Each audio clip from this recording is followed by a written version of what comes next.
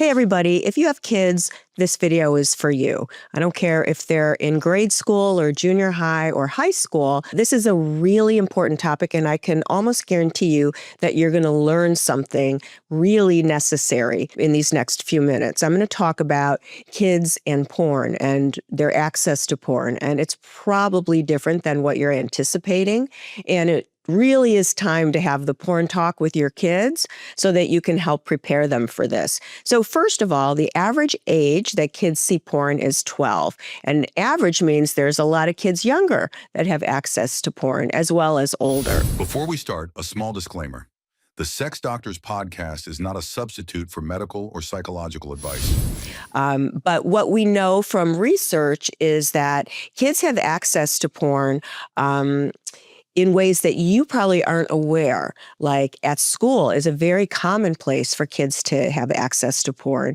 And kids in private schools, including religious schools, at least in some surveys, access porn more in school hours than kids in public schools. So these are probably surprising stats for you. They certainly were for me. And much of what I'm talking to you about today comes from a survey that was done in 2022 by Common Sense Media.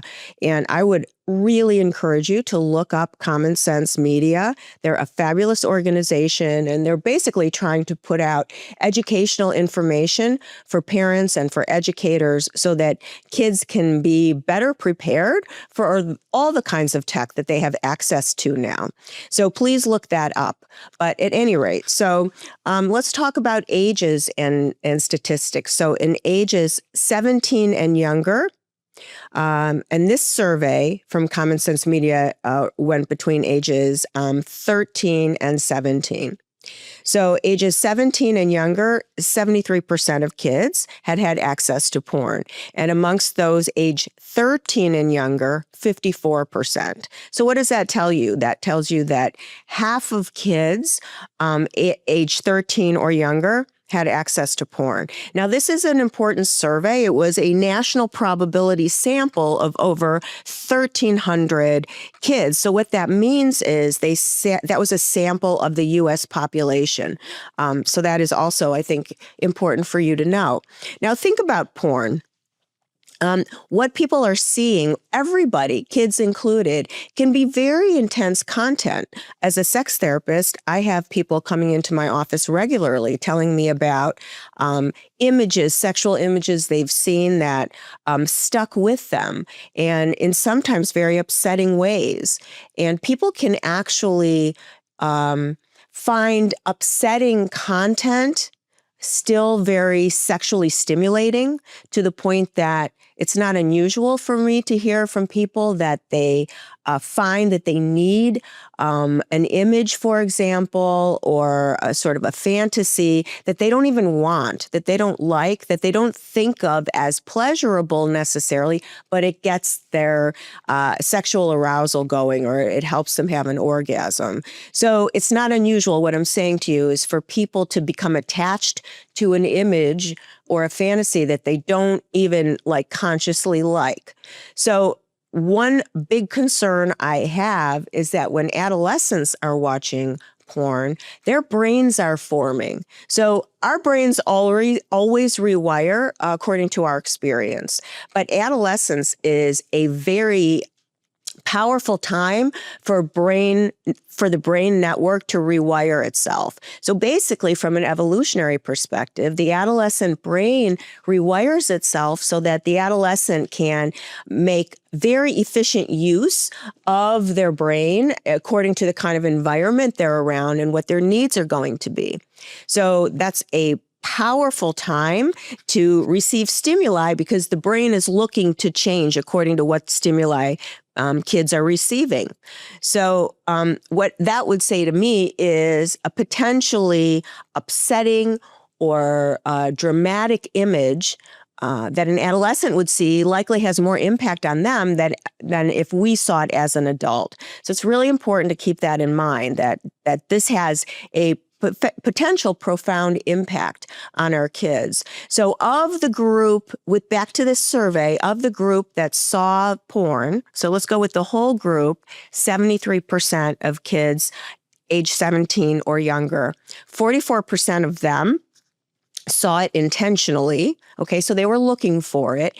And of that group, 71% saw it in the past week. Now, what does that tell you? That tells you that it's very likely that the 44% of kids who watched porn are regular consumers of porn because they acknowledged seeing it in the past week. Now let's go back to the greater group of 73%. 58% of those kids who saw porn accidentally saw porn. So of the 73% of kids age 17 or younger that saw it, 58% of them saw porn unintentionally. Okay, and of that group, still 63% saw it in the past week. So what does that tell you? That tells you that even when kids aren't looking for it, it's showing up on their screen or their friend is showing them at school, whatever. So it was an unintentional experience of seeing porn. Very important information for you as a parent because that tells you a variety of things. It tells you that your child probably has seen it, could even be watching it regularly, is probably getting access to it at school, and may not intentionally be looking for it, but nonetheless is seeing it regularly. Okay, so we're guessing on some of this, but when you look at the statistics, it's an educated guess for sure. Now, much of this porn, half of it, is depicting rape or choking or someone being in pain. Okay, half of what these kids are watching, this is part of their survey. These kids were asked, did you see rape? Did you see choking? Did you see someone in pain during a sexual experience? And half of them, half of the content included that kind of aggressive behavior. So that's another alarming point for you as a parent to be aware of, because what these kids are learning, these kids don't have romantic and sexual relationships to kind of as context for understanding what they're seeing. So what they're seeing is what they're believing to be how sex is. And while, sex can be aggressive between consenting adults, of course, it's primarily not aggressive between consenting adults, but these kids are not seeing that. So even when we tell them that this isn't typical, it's still information that their unconscious mind is learning. So we have to be really careful about that. So much of what they're seeing is aggressive. Now, when we watch as adults, aggressive stuff, sexual or not, what happens? Like our adrenaline, we get an adrenaline rush. We have a physiological reaction to aggressive stuff or intense stuff, or even just intense romantic stuff, like in a movie. Our bodies respond. So what's happening for an adolescent is their body is responding probably with an adrenaline rush when they're watching this stuff. And that's going to likely, at least for some kids, have an impact. It's going to have staying power for them because they're going to get a physiological reaction to it, plus also very likely sexual excitement. So people can become sexually excited even by stuff they don't like. And so this can combine like sexual stimulation and adrenaline and be very compelling.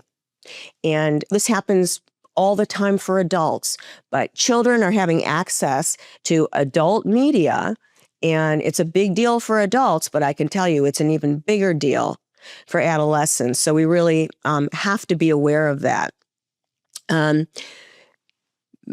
Many of the kids in this survey did have the benefit of a sex talk with their parents. That's fabulous. But most of these kids didn't have any discussion of porn.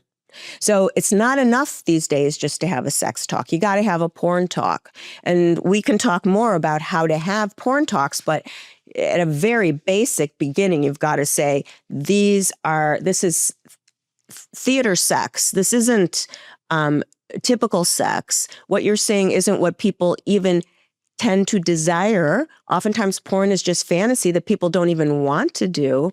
Now, saying this to a kid is helpful, of course, but you still have to be aware that they're not necessarily going to even believe you because they're seeing it over and over, something very different from what you're saying. So that's something to be aware of.